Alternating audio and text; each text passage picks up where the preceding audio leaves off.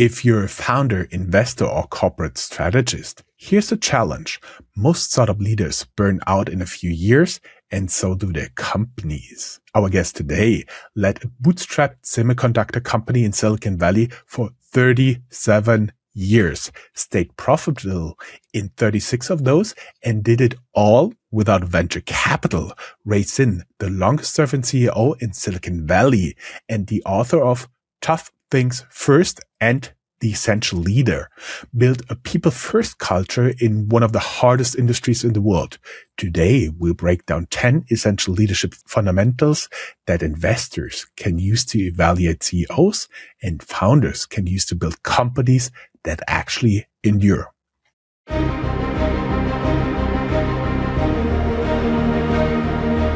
Welcome to Startuprad.io, your podcast and YouTube blog covering the German startup scene with news, interviews, and live events.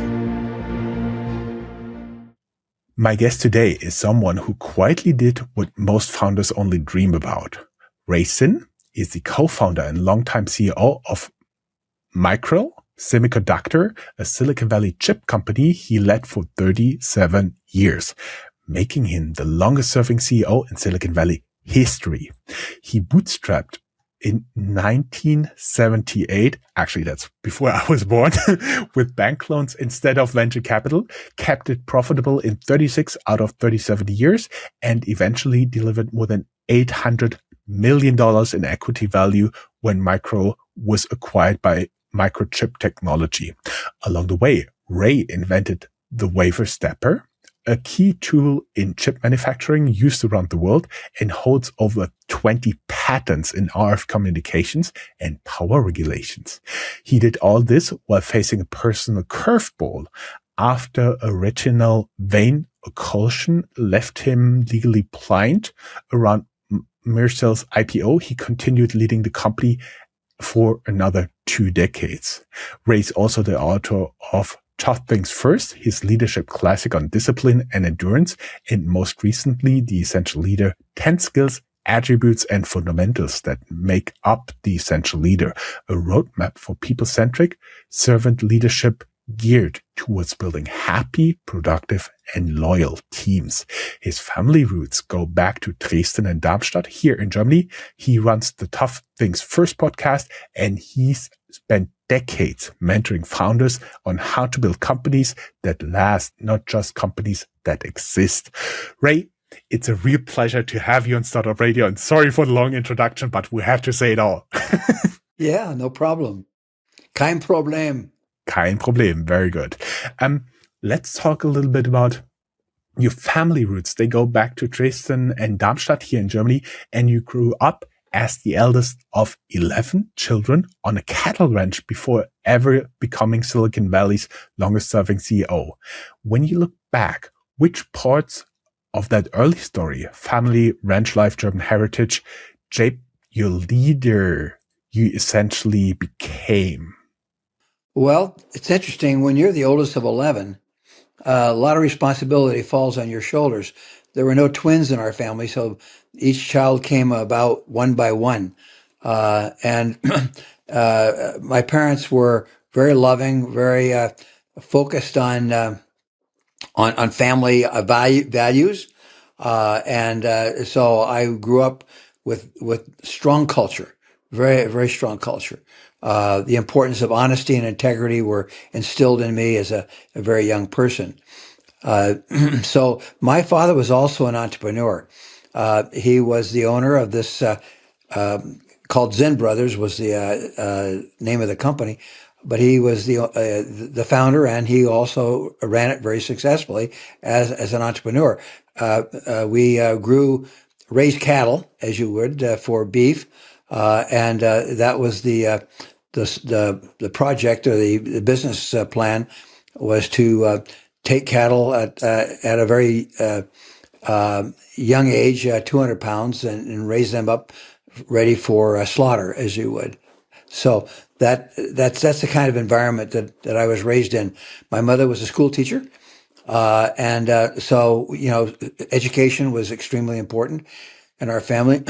Also learning music. I learned to play the piano at the age of 5, and so very disciplined at home. My grandfather was aus Dresden. That's where he was from, and so he was very, very disciplined. He even chewed his milk. I mean, he was so disciplined that he was he was viel Deutsch, as they say, and so very, very disciplined.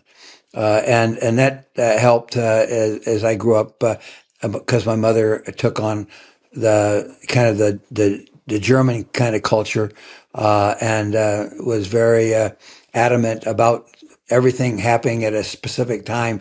Eat breakfast at a certain time, lunch at a certain time, dinner at a certain time, going to bed at a certain time, getting up early and then exercising and doing all those things that that are what we call viel Deutsch, so that's kind of the environment that I was raised in. Well, when you were speaking about being the oldest of 11 children, my brain was going, how big are your family gatherings then?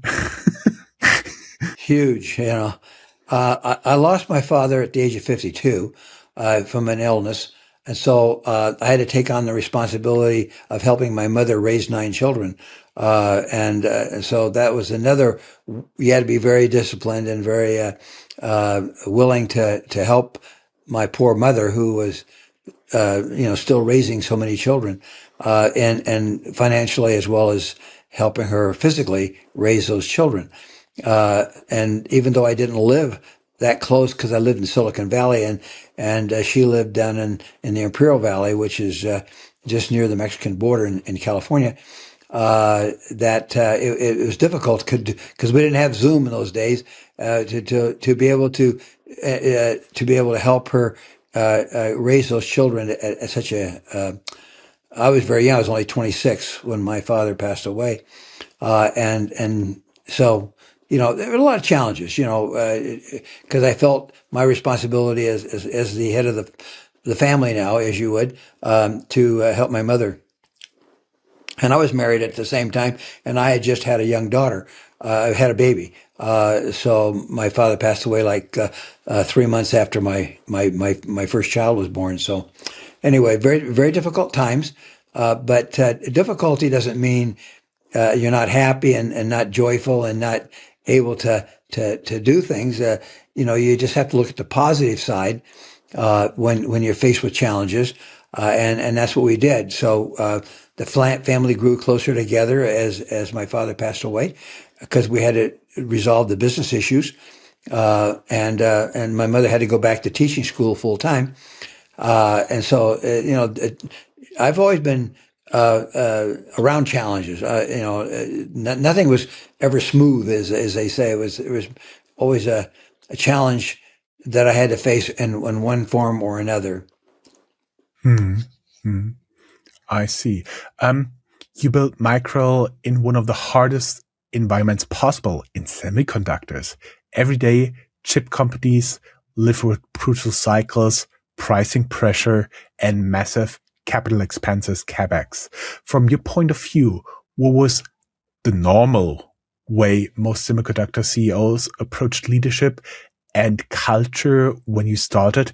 And what did you see that you fundamentally disagreed with? Sure. Well, you mentioned earlier how challenging semiconductors are. So, and it's a very challenging industry, and the reason is because it's so important. So goes semiconductors, so goes electronics in the world, and so when I track the economics of semiconductors, I can almost predict the GDP around the world and how it's going to go. And because it's so important, that's why we have these challenges in semiconductors, is because every country around the world needs them. Every country. So the differences between what I saw, well, let's first of all talk about a normal semiconductor company, not Micrel. So a normal semiconductor company would seek venture capital. If you remember, Bob Noyce and Gordon Moore and that team from Fairchild left in 1968, I think it was 67, maybe 67, to form Intel. And Intel was formed by Arthur Rock, a venture capitalist. And so that was the first major foray, as you would, for semiconductors was when that group from Fairchild started Intel. So venture capital, there's a road actually, it's called Sand Hill Road in Palo Alto, where all the venture capital folks were, and that was just kind of the norm, was to go to Sand Hill Road and meet with a venture capitalist to start your company. And the average startup cost is around $50 million. It does take a lot of money to start a semiconductor company, by the way. So as I said, the average is around 50 million. And in the time frame of the 70s. Okay, we're talking about this. Because that's when most of them, Jerry Sanders and AMD and many others that started on their own, actually did so in the 70s. That was the big foray, as you would, in Silicon Valley, began in that time frame between 67 and 78, 80, 78 to 80. So, not much time, 10 to 15 years. And that's how it garnered its name, Silicon Valley, because there were so many startups coming out of that area, out of that valley, which is near San Jose, California. And so I think that was almost like a major event in the industry, was the startup of so many semiconductor companies. I mean, 10, 15, 20 at a time. And they were all raising, $50, $100 million. So in 1976, I had just been, working on the wafer stepper, and my company that I was working for, it didn't appreciate the technology. For one thing, they didn't have the money. They didn't have the funding to be able to develop it. And so we got into a lot of arguments about how really viable that technology was, because it really didn't become a major factor until 10 years later, about 1986, 1987, is when it really took off. The primary reason is that I'm an inventor, and I could see the size of the wafers growing rapidly. A wafer is that cylindrical piece of silicon, not cylindrical, but like a disc shaped piece of silicon. We refer to as a wafer. And it was, maybe a few thousand thick and 2 inches in diameter. But let me back up a little bit. So when I started in 63 in semiconductors at Fairchild, the wafers were 3/4 of an inch in diameter, 3/4 of an inch. So that's like the size of a quarter. But then I could see the size of that silicon growing. And at some point, the current method of imaging the circuitry on that wafer was going to run out of capability, because not only were the wafers getting bigger, but the geometries were getting smaller. And so that's when I came up with the idea of the wafer stepper, which would then not be limited by the size of the wafer, because it was stepping along to image the circuit, as opposed to just doing it in one fell swoop. We call it contact printing or projection printing. And so the wafer stepper was not limited by wafer size. And then also it wasn't limited by feature size, because we kept improving the lenses, the light sources, and the other capability of this equipment to be able to create these very, very tiny circuits. But the company I worked for, they just couldn't see that. They couldn't see the geometries coming down. They're working with IBM in East Fishkill on what we call e-beam technology, electron beam. And that's the IBM at the time was the big dog, as you would in technology, because they were the world's largest computer company. And so they were more, they thought the technology should be e-beam and not wafer stepping. And so the money and the emphasis at the company I worked for was to fund e-beam and not wafer stepping. And so as a result, we agreed to disagree, and I left the company in 76, June of 76. And then I tried to decide, what am I going to do? Now that I'm no longer employed, as you would, what was I going to do with my future? I love semiconductors. I love the technology. So I decided, excuse me, in 1978 to start a semiconductor company. But again, I'm a different kind of a guy. Remember, in the wafer stepper, they thought that was a dumb idea. And for me to start a semiconductor company with no venture funding, they also thought that was a dumb idea. So I always did things that other people didn't think could be done. And so that's what prompted me to start Micrel without venture money, was because I wanted to own the company. I didn't want to have that shared with the venture capital people, because I wanted to do it my way. I got burned out because of the company I was working for. I had no say. I mean, if they didn't want to do the wafer stepper, then that was the end. So I was tired of people not having that vision that I could see. And so that's what prompted me to start my own company without venture funding in 1978. I had to change the business plan from making products to doing services, because the bank loan I had required me to be profitable from day one. And semiconductor companies don't become profitable until at least 5 to 7 years. And I couldn't do that. I had to be profitable from the very beginning. And so that's what prompted me to start my company without venture funding. And so it was 7 years later before I could start doing my own products, because I had garnered enough money. The company was profitable enough. We had enough revenue so that I could start designing my own semiconductor products. So that happened in about 75. And then, and we did pretty well. See, most semiconductor companies back in my time, went public after about 5 years or 6 years, because that's what the venture guys wanted. They wanted to get out. So, 5 to 7 years was kind of the average of these semiconductor companies going public.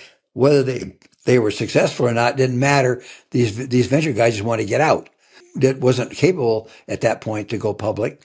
But by 1994, which was like, some 16 years later, we were able to take the company public.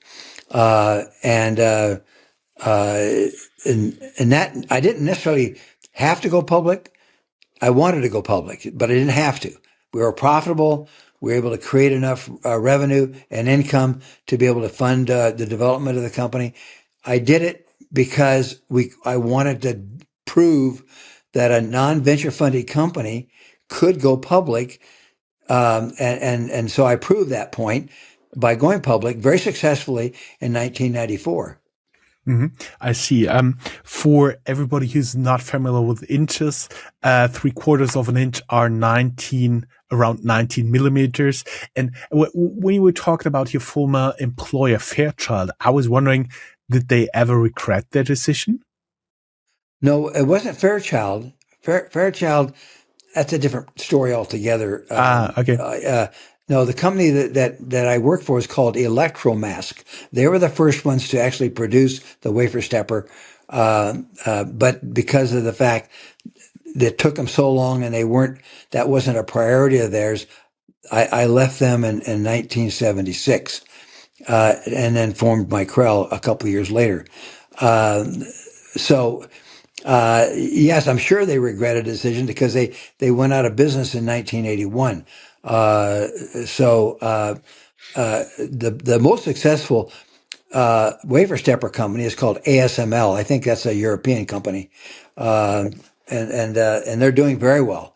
But they're the primary producers of the wafer stepper now is ASML. Are you familiar with them? Yes, yes. They're very important. They build those very, very big machines that have special light that kind of burn the chip circuits into the material, right? No, they image it. Image it. I'm sorry. Yeah. Yeah, that's the product that I developed is the product that ASML now produces.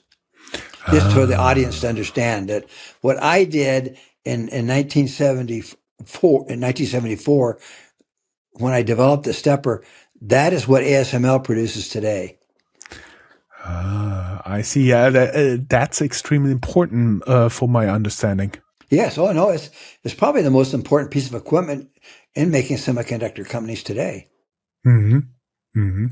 But it was my idea, it was my concept that ultimately now is being done by ASML, and they're one of the most important manufacturers of equipment for semiconductors in the world today. Hmm. My understanding is you need the ASML equipment to produce advanced chips. Yes, that's what I developed back in 1974. Hmm. Oh, that's some time back. Another questions. Can you take us back to the moment when you decided I'm going to find Micrel, bootstrapped, and do it my way? What pushed you kind of over the edge from being a semiconductor executive to becoming a founder? Because you had a disagreement on the technology, but I was wondering, was it control over values, over culture? Was it also a big driver for you? I think more over culture. Um, uh, I don't know how much your audience knows about the early days of semiconductors, but Andy Grove, who ran Fairchild under Gordon Moore, he was kind of a hard person to work for. It's kind of like is it his way or the highway kind of a personality. Uh, so. Uh, the culture they thought because Fairchild, I mean, excuse me, because Intel was so important and doing so well. Most of these companies tried to emulate Fairchild's culture. I mean, not Fairchild. Am I saying Intel's culture? They tried to emulate that, and so it was kind of like not a very good company to work for because they it was more of a pressure environment and more antagonistic, meaning they tended to invite antagonism and disruption, being very disruptive in your thinking, and so the culture that I wanted at Micrel was be more of a loving culture, more of a inviting culture. Uh, we had, as I said, the parameters, the cultures we had was honesty, integrity, dignity of every individual. No swearing allowed. And Intel, you could swear your head off. But in my company, we didn't allow any swearing, and no vulgar language was allowed. And we respected everyone, no matter if you were a janitor or if you were an executive, that you were treated equally. And then the last one was if you make a mistake, correct it. In other words, do whatever it takes, no excuses, and have no regrets. Solve your problem. you be the man. You stand up. If you make a mistake, you fix it. And so that was the culture that we had at Micrel, which was unusual for any other semiconductor company, I think, in the world. We were so unique in that respect. But as a result, we had very little turnover. We had the lowest in the industry. And half of our employees that left the company came back. So we treated our employees as the most valuable resource that we had. That's definitely, at the time, it was a new approach, but it has been learned by the company since, I do believe, especially for the ones who are heavily based on knowledge, that this is important. We already talked about leadership here. I want to ask something in the area of leadership versus burnout. The most founders we see today burn out in 3 to 5 years, some much, much earlier. You led Micrel for 37 years in a far harsher industry. How do so many CEOs burn out? And what are the 2, maybe 3 leadership habits or disciplines that allowed you to stay effective over nearly 4 decades? That's a good question. So if you look at why people burn out, okay, is because they don't enjoy what they're doing. They hate to go to work. They hate to they maybe they have lost their in a divorce, or they lost their relationship with people. With infighting, which is kind of endemic in semiconductors, a lot of infighting. Do you know what infighting is? Where you fight, you develop these silos, and you tend to protect. It's kind of like the battle between the good guys and the bad guys kind of thing. Is that infighting is the thing that causes animosity, and animosity is the thing that causes you to burn out. You're tired of fighting, okay? And as you know, nothing good comes from war, so there.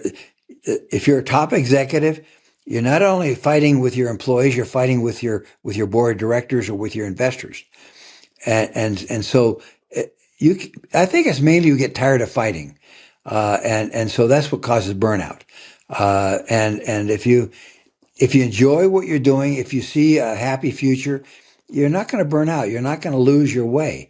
You're going to stay engaged. And my employees love to get together. We love to have activities together. And we met together every Friday at 1:00. We met for an hour and a half, and we talked about, this is now the executives or the team leaders at the company met on a weekly basis on Friday at 1:00, and we spent an hour and a half just going over how things are going. We talk things out. We like working together. We didn't have these silos. We didn't have these barriers. And so there was a lot more of a friendly, let's work together attitude, as opposed to, let's fight among each other. And so I think it's that infighting is what causes burnout, because you're fighting your investors, you're fighting your board, you're fighting your employees, and you just get tired of fighting.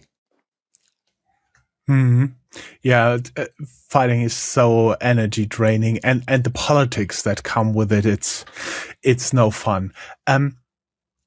You've been talked about, you've been writing The Essential Leader, and I was wondering, in The Essential Leader, you argue that the number one reason employees quit is fear-based leadership, which is currently still the modus operandi in a lot of investment banks, for example. Leaders who rely on power, intimidation, and ego. For founders listening right now, what are some early warning signs that they are slipping into fear-based leadership, even if they don't mean to? Because they feel they're losing control. If you look at some of the battles and the wars around the world, it's the same thing. It's a matter of fear-based leadership. They want control. They want to be able to dominate and hold their position. They don't want to feel inclusive. And so, I don't want to get into the world politics, but for your audience that understands the wars that are currently around the world, they are fear-based, antagonistic. It's my way or the highway. I have to dominate. I have to be the one that says how to do it and when to do it. But that's not the way teams are. Team leadership is different than fear-based leadership. We want to work together and not fight as you would. We wanted to people to want to come to work. They want to help as opposed to they're fearful. They only do it because they don't want to lose their job or they don't want to lose their position in the company. And so they use fear as a way to intimidate and get what they want as opposed to people doing it because they love it and they want to do it as a happiness factor as opposed to a unhappiness factor. Mm-hmm. You've been talking already about unhappy workers. In your essays and podcast, unhappy workers, it's not them, it's you. Interesting take. You say job satisfaction is primarily about loving your boss and loving what you do. How can investors or board members diagnose a culture problem quickly? And what question should they ask to see if the CEO is truly people-centric or just paying simply lip service? Okay, so I'll start it by telling a story. Okay. The story is told about this couple, a husband and wife, that had to move because of their job. They had to move to this particular town where they were going to live. And so they went to the mayor and they asked the mayor, who's the best one to talk to about how the town is, what kind of a place it is to live. So the mayor said, well, there's this old man that's been here for 50 years and he's probably the best one to talk to. So the couple went and visited with the old man and the couple said, well, what kind of a town is this?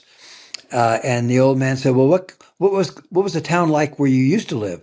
Oh, it's no good. The people are bad, and they really didn't like that town that they had lived in. So the old man said, well, this town's the same way. You'll find that it's just as bad as the town you lived in. So the couple went away unhappy. So then another couple came into town and same thing. They wanted to know how the town was. And so the mayor said, go visit the old man. So as they visit with the old man, he asked him, well, how was the town where you came from? Oh, we loved it. How were the people? Oh, they were fantastic. Well, how did you like your job? Oh, I loved it. And he says, well, we have the same thing in our town. It's a loving, very happy town. So the first clue is when you interview somebody is ask them how they liked their previous job. How did you like your previous boss? How did you like your previous company? And if they say, oh, I didn't like it. I didn't like my boss. I would not hire them. Okay. If they said, oh, I love my boss. I love the company. I love where I work. I love my job. That's the kind of people you want to hire. So that the clue is when you interview your CEO or interview an employee, find out how happy they are. Find out what makes them want to get up in the morning and go to work. And if they're happy, then you have a long lasting employee or business. If they're unhappy, they're going to burn out. They're not going to last long. Yeah. And would I learn from another interview, somebody who's specializing on burnouts? It's always toughest people that burn out. So, so the happiness is the key. If you have a happy company, you've got a happy investor or happy employees. So if your employees are happy, then the investors are going to be happy. And so that's the way you actually qualify a good company is their happiness quotient. If you know what I mean by happiness quotient, you find out how happy the employees are that work for the company, whether it be the lowest employee or the top executive, is to find out how happy they are, because it's caused unhappiness causes burnout.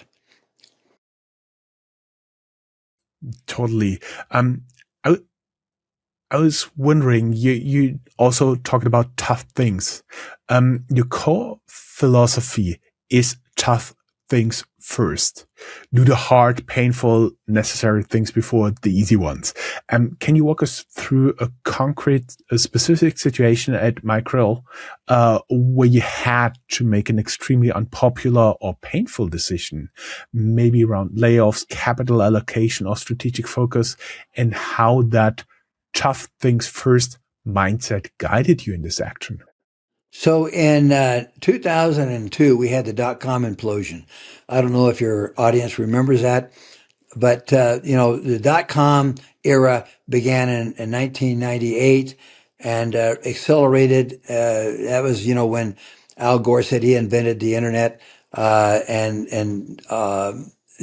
there's a big rush to become a dot-com company, and I could see, but by 1999, I could see that was going to implode. In other words, that technology, that concept of getting rich quick and making a ton of money was just not practical.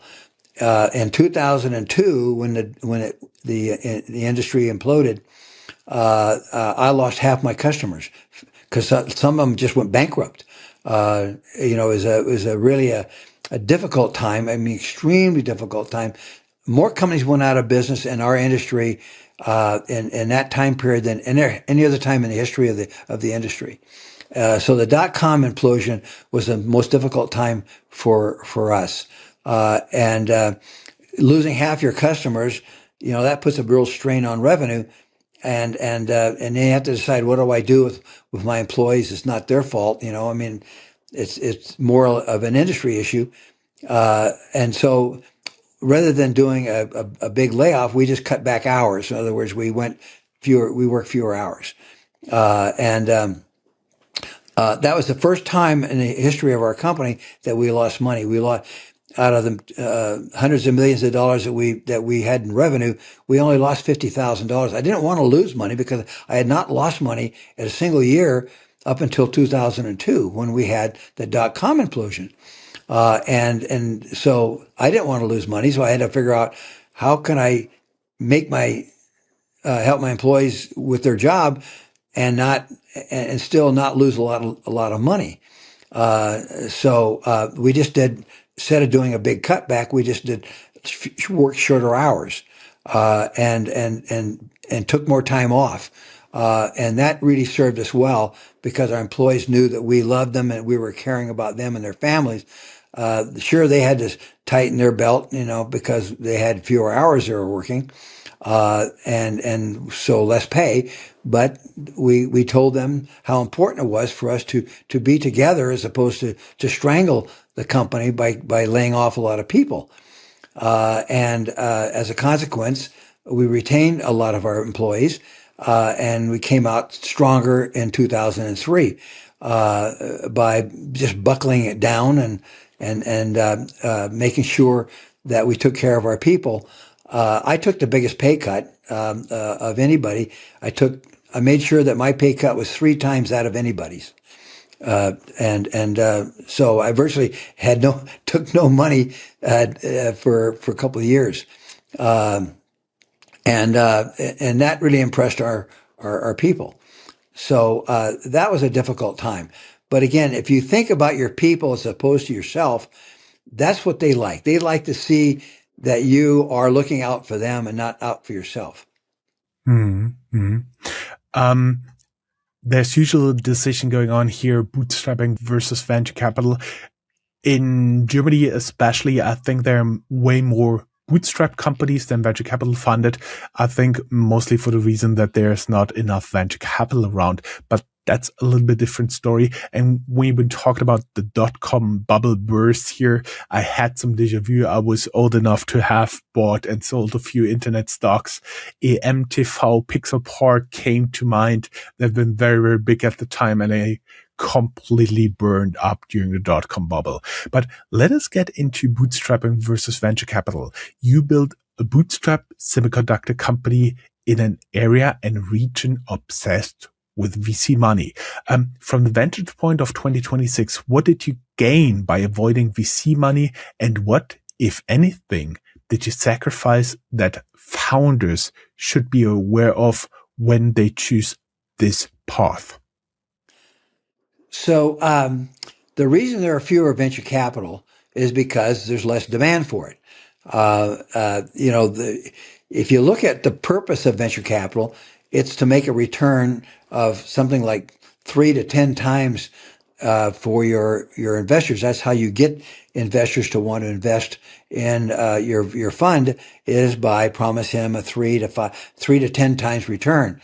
It's hard to find an industry that will give you that kind of return in a short period of time.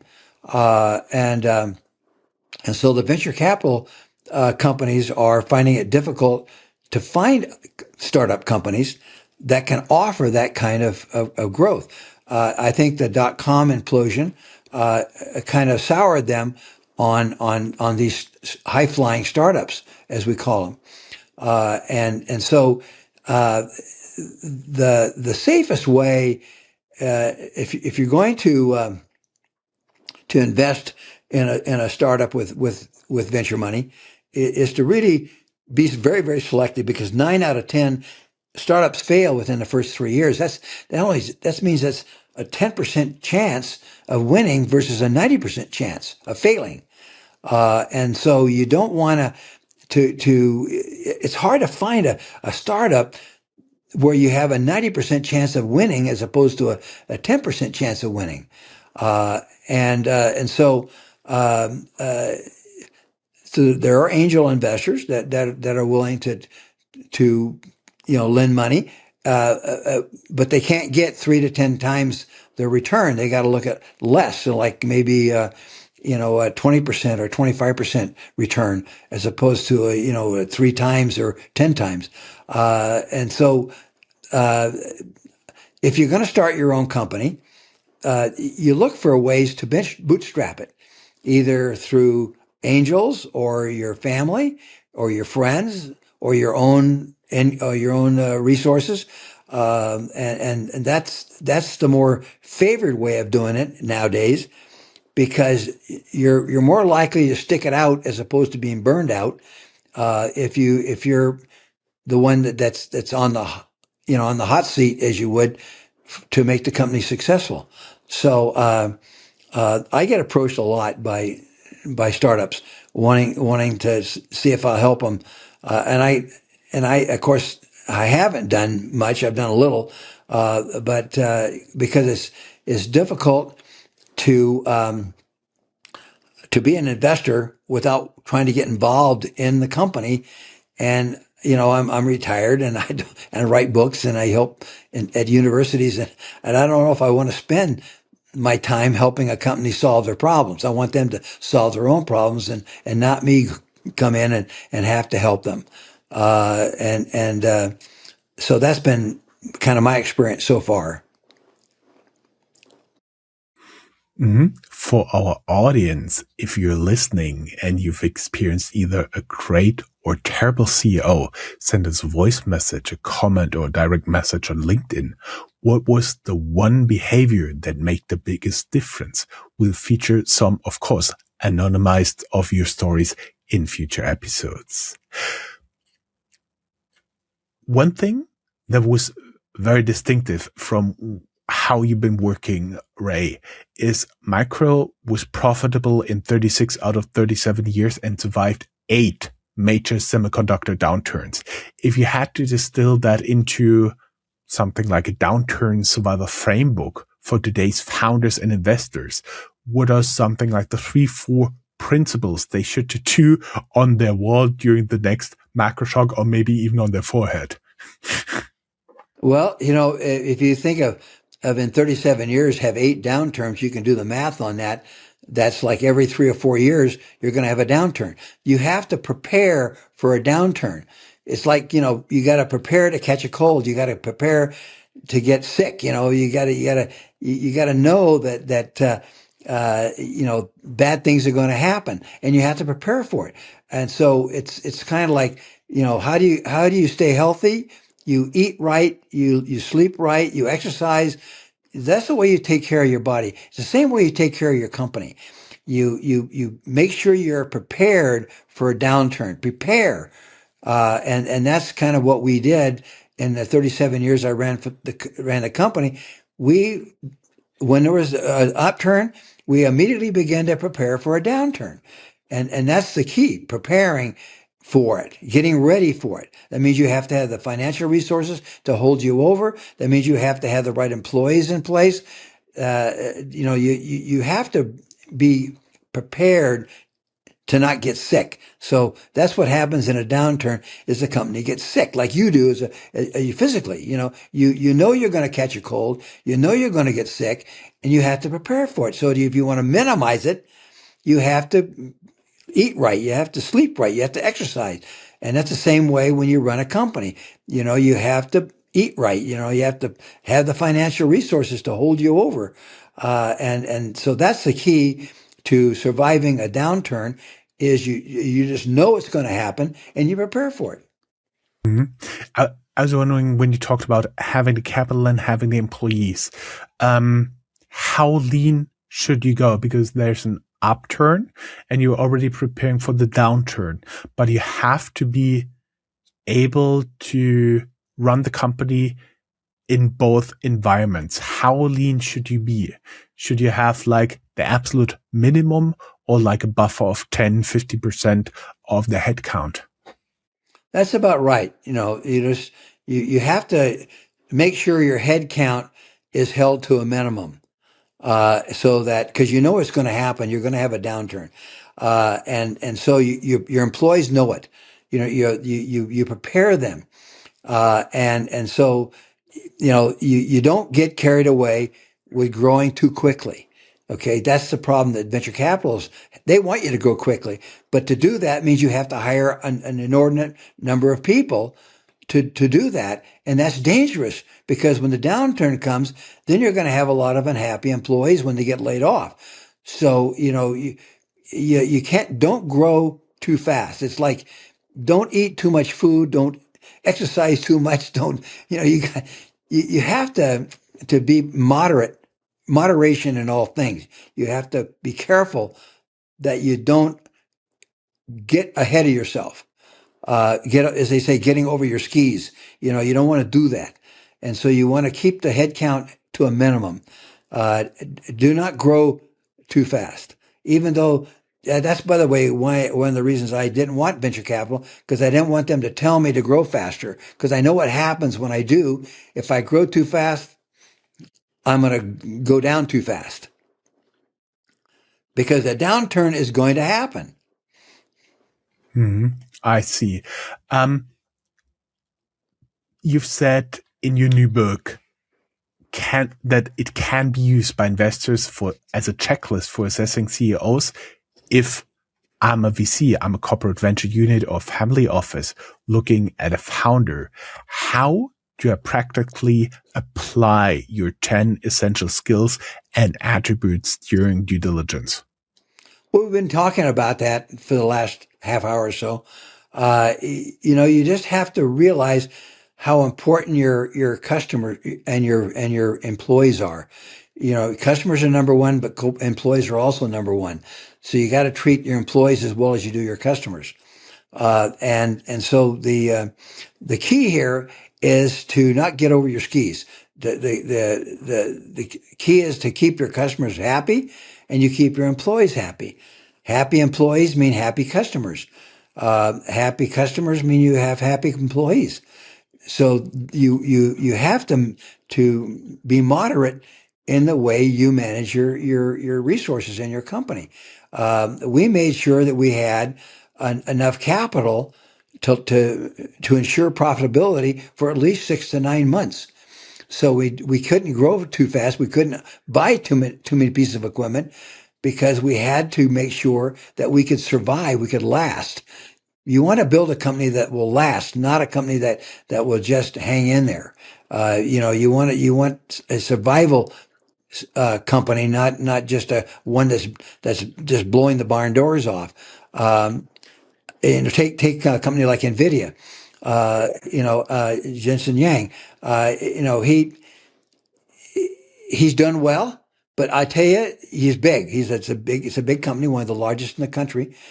But he runs the risk that if AI doesn't take off well, if it doesn't continue, it could be a .com implosion.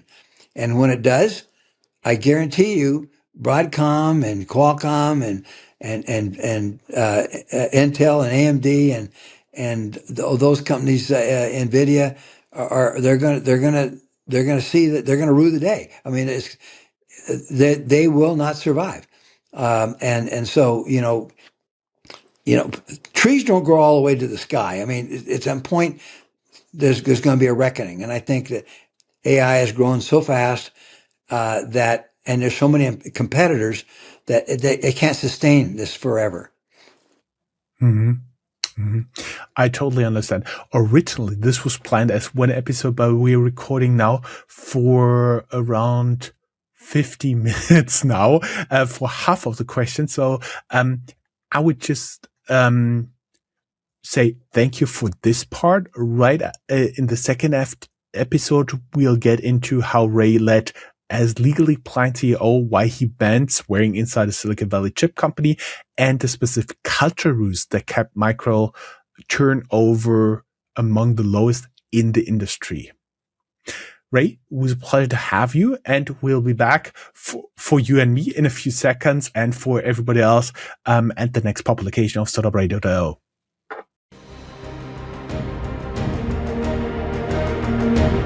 That's all, folks. Find more news, streams, events, and interviews at www.startuprad.io. Remember, sharing is caring.